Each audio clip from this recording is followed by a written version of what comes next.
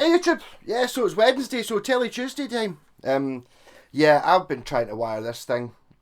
I'm trying to do something that no one's ever done before, and I ran out of time last night, and then I tried to do it today, and I really just need to sit down and work it out. I'm trying to do something crazy with it. This guitar has a. This will be painted to look. See, it's got a mad mouth on it. Well, I figured see if you painted the sides of this, you'd be left with a wobbly tooth for a rotary switch. So my plan, I'm going to get it to do it. It's going to be when the tooth is fully to the left, an HSS strap with automatic coil splitting, the way it was. Position 2 is basically a Gilmore switch. Just a Gilmore switch knocks in this. I'm not sure whether I should be putting the middle pickup in. I think I might leave that out of this situation. So you get humbucker and neck pickup and single coil and neck pickup would be two interesting sounds. Position 3 is these two wired as a humbucker. So you get humbucker and then you would get humbucker and humbucker like between three. That's not working presently, and the last one's the cascading megabucker. Just try to get all those things to go at the same time. It's I wish to see what I think would make things an awful lot easier. See if the wee rotary switches had an indication on them about which terminal did what, because you've got like a circle with like, you know, 3 sets of 4 lugs, and it's 4, and then here's the one that it connects to, but it's not here in the middle where you would think it's kind of here, so you're constantly drawing lines on it to try and go like, well, this is position 1, and it's just really annoying. Anyway, so I don't know if I've ever actually done a demo of this. I did play this on the Renfrew Ferry. I think it's actually sold. I think Jen's backed out and sold it. So this has a Jim Root neck on it, but it was smashed up when I got it, so I've took it all to bits and clamped it back together again. I went for the structurally solid rather than the looking good thing, but it's structurally solid. So this is a thin line. This is one, and I made this bit here. So obviously the thin line's meant to have a big scratch plate. This is the cavity for the controls, is exactly this shape. And I was trying to make some sort of plate that I went, actually I'll recess it so that the plate actually sits flush. So it's fully hollow all the way around. It's a wee bit annoying to cut that channel there, but that's cool, you know what I mean? Yeah, so thin line telly, don't have one. This was going to be it.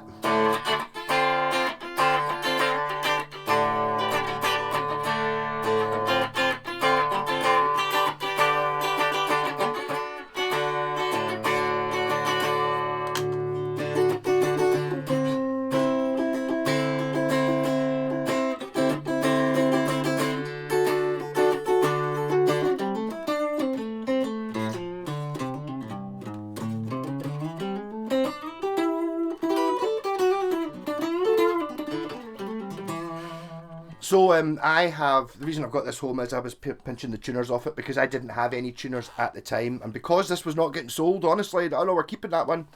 I put my good Goto tuners on it, which I've had for 10 years or something like that, waiting for a guitar to take the Goto tuners. That's the one. So this is just got, I can't remember what kind they were. They did have a make on the back, but I don't remember. Just normal tuners are fine. They're just not the Goto ones that I've had for 10 years, and I've had them on about 4 guitars, and I keep finding them and going, oh, I think these will be for my guitar. And it's like, most of the guitars I've bought since then I've already had. Well, most, to be honest, because most of them are Japanese, most of them have those exact same Goto tuners. So I had to downgrade this a little bit. Also, that's the bridge. I was wanting to put on that, but it's already on this, so I'm leaving it. This is actually a top loadable bridge, so I think that, but it kind of fits this guitar too well because it's all brushed. I think this is the one that came off that telly. When I got that telly, it had, because the pickups have been upgraded to the Japanese bridge. The pickups are the wrong way around. The hole's not a different size and stuff like that. So I had to put the original bridge back on that so I could put the original pickups back in it. So I think that's the replacement bridge, but it's in this guitar now, so it's gone.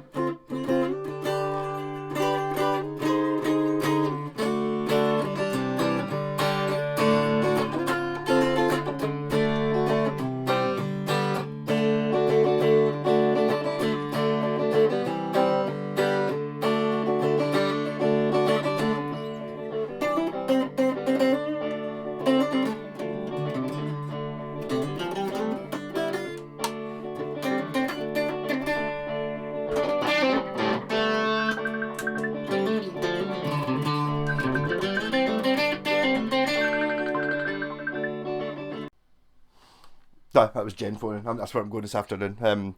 She's in cash converters. Should I buy this Encore Blaster bass and Squire Mini? It's like, yeah, probably.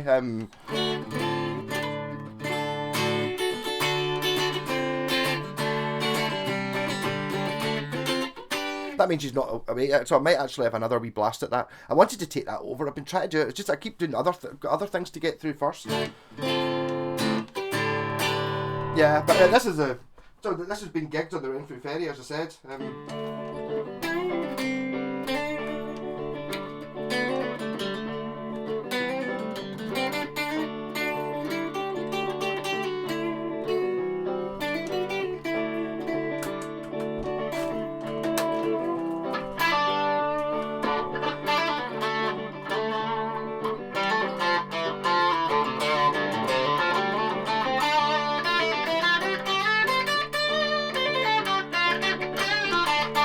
Terrible backing track.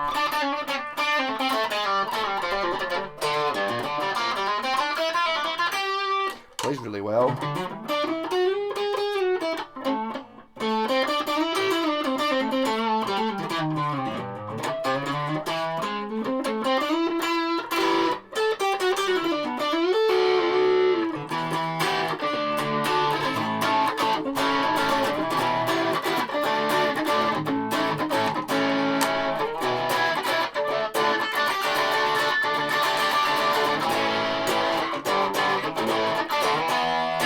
Not just holding chair, just put new chairs on it. But yeah.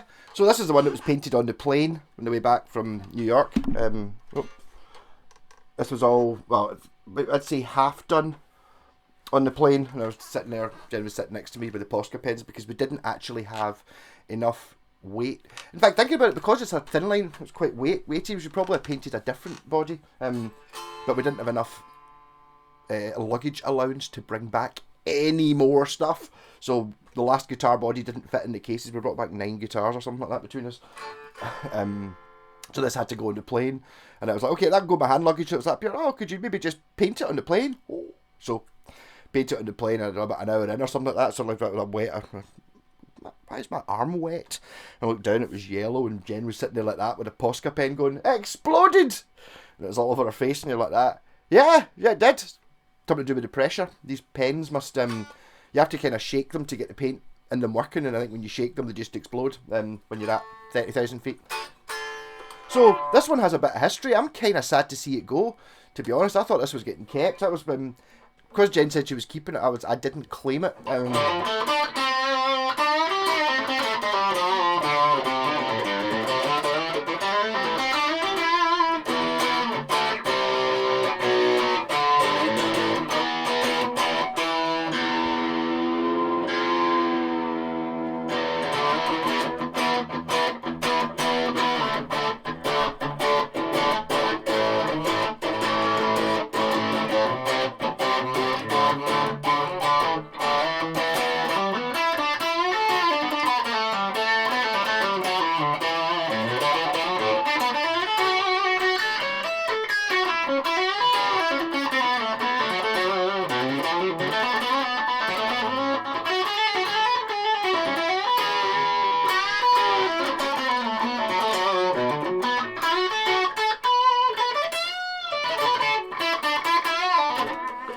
Yep, and these are old hi-fi knobs, and I don't know.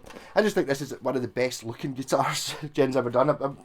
She hasn't painted the headstock, but then again, it's one of those things that I didn't get her to paint the headstock on like my Fernandez and all that, because it's a Fernandez. You know, it's not a cheapie. This one has been the Jim Root one. This is number 71. J-Pack's number 71 as well. This one's been stamped. Yeah, so I'll be sorry to see this one go. I hope Jen getting a lot of money for it. It is a one-off, and it took 7 hours to paint the top, and it wasn't finished. Because I was sitting next to her on the plane. That just so you know, it's like, you know, these things don't take. It's not an afternoon. You know, there's 10 hours, more than that, 10, 15 hours of actual constant work goes into painting these things. That's why they look the way they do. If you didn't know, these are all completely unique, and there's nobody knows how they're going to turn out. There's no, oh, I'll do one like that, or I'll copy it. No, I think there's a certain element of that to the sort of tartan ones. I think they are kind of doable within reason. You know, you can say, I want a, you know, if Jen decides to do a tartan guitar, it will be a tartan guitar. Whereas with these ones, it's just a case of just spilling paint on it and moving it about and all that stuff. I mean, I'm seeing a tree there, seeing a trunk of a tree with like a, is there a fruit? Is it on the front of one of the packets of sweeties? Is it gumdrops or something? They've got like a tree with gumdrops in it, or what they call it? Not gumdrops. What are the other ones? You get fruit pastels and you get what are the hard ones? Them. Yeah, it's not quite holding tune yet, but that's only because of.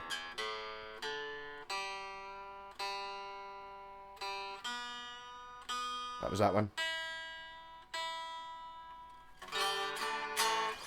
Okay, it wasn't. Yeah, so just a wee quick video today. I'll make up for it by having other videos tomorrow and stuff. I just got to put one out, don't I? And then I think this is gone, so I'll never actually get to play it again, which is a shame because I really like this guitar. I like all teles, but this one is dead light. And is this better than the one I was playing yesterday? Aye, yes, but I've got a thing for the thin line. I don't know, just because it's a bit different. I also had to make that plate thing, which was obviously just spend ages with an angle grinder, grinding down a piece of metal to fit in. But certainly a world unique one-off. Whoever buys this is going to absolutely love it, and it's going to be worth millions of pounds at some point. Be like, oh, that's the famous one, because I think there's videos and there's photos of it actually getting played. The one that they actually Salvador Dali painted on the plane. Like, yeah. So how many other guitars have been painted at 30,000 feet? Not very many. Rock on. Catch you tomorrow.